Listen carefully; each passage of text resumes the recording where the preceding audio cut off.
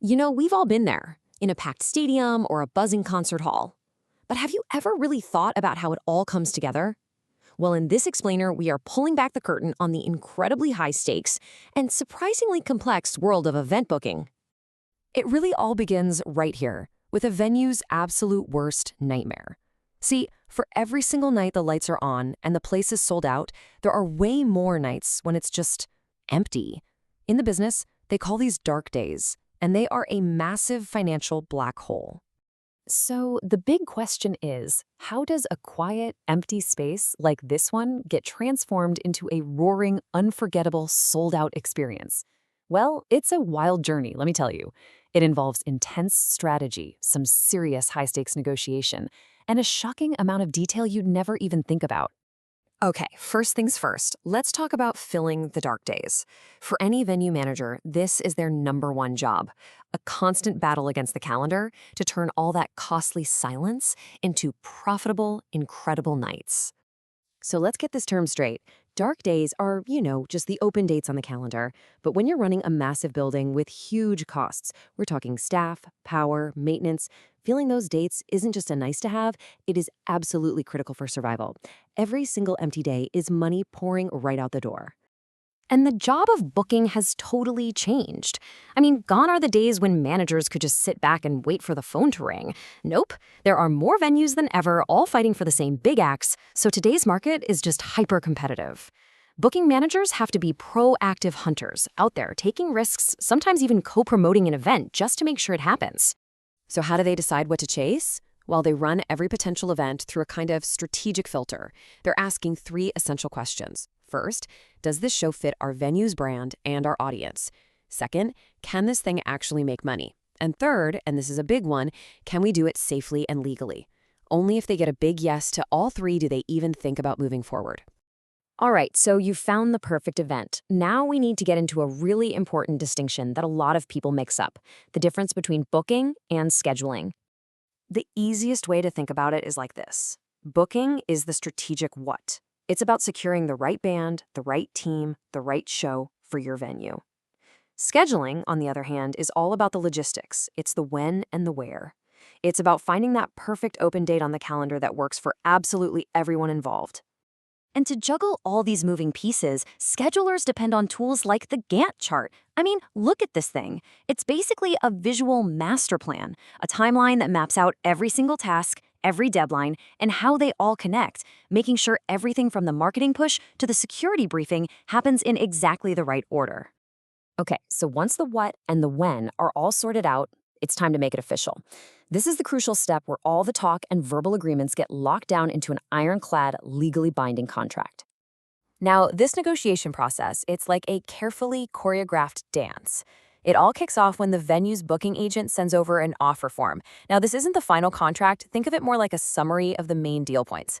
That offer goes to the artist's agent, who then takes it to their manager for the final green light. Only after the manager says yes does the whole thing get put into a formal written agreement. And for any of this to actually be a real contract that holds up in court, it has to have three essential ingredients. First, there's the offer, which has to be made in good faith. Second, there's consideration. That's the exchange of value, the performance in exchange for payment. And finally, there has to be acceptance, which is usually when both parties sign on the dotted line. But what happens when a deal falls apart, even with a solid contract in place?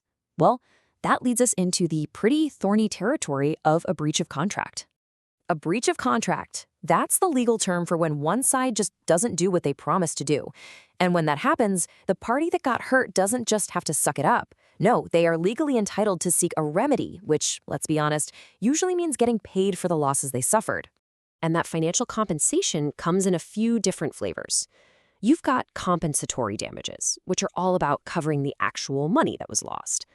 Then there are punitive damages, which are meant to punish the party that did wrong and scare others from doing the same. And then there are liquidated damages. This is a specific dollar amount that both sides actually agree to in advance, right in the contract, just in case things go wrong. Of course, the smartest move is to plan for problems before they even happen. That's where things like event cancellation insurance and these things called indemnification clauses come into play. They're basically crucial legal safety nets that spell out exactly who pays for what if an accident happens. They're absolutely vital for managing risk. And now we get to my favorite part of any event contract, the rider. This is where the deal goes from big picture ideas to absolutely microscopic detail. Seriously, this is where you find the truth behind those crazy rock and roll legends like Van Halen demanding no brown M&Ms. So what exactly is a rider? It's an add-on to the main contract that spells out every single requirement for the show. And you can't just skim it because every single item, from the brand of water they want to the exact model of a speaker, is a legally binding part of the agreement. Take the hospitality rider. This is all about making the artist comfortable. It gets into insane detail. The exact car that picks them up, the specific hotel they stay at, the number of dressing rooms they need, how many towels, even what temperature the room has to be. And of course, it lists out all the food and drink for the artist and their entire crew. Then there's the technical rider, and this thing is just mind-blowingly complex. It has documents like a stage plot, which is a literal map showing where every single instrument, amp, and microphone goes. It has a lighting plot for every light in the rig, and a rigging plot that shows the maximum weight every single point in the ceiling can safely hold. It is the master blueprint for the entire show. Obviously, safety is a huge deal, and that's all laid out in the security rider. This thing requires a full risk assessment, maps of all the emergency evacuation routes, and the names and numbers of all key security staff. It even specifies the exact type of barrier needed in front of the stage and often bans selling drinks in glass or cans, so they can't be used as projectiles. And finally, we have the merchandise rider. This protects a massive source of income for the artist. It gives them the exclusive right to sell all their t-shirts and posters, and it makes the venue responsible for cracking down on bootleggers selling fake merch.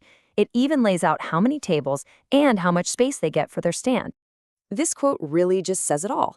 Each condition is a legal part of the agreement. So that means every little thing, from the number of towels to the weight capacity of a steel beam in the ceiling, is a condition of the contract. If you fail to provide just one of those things, you could technically be in breach of the whole deal. So the next time you're standing in a crowd and you feel that energy as the lights go down, just take a second to think about it.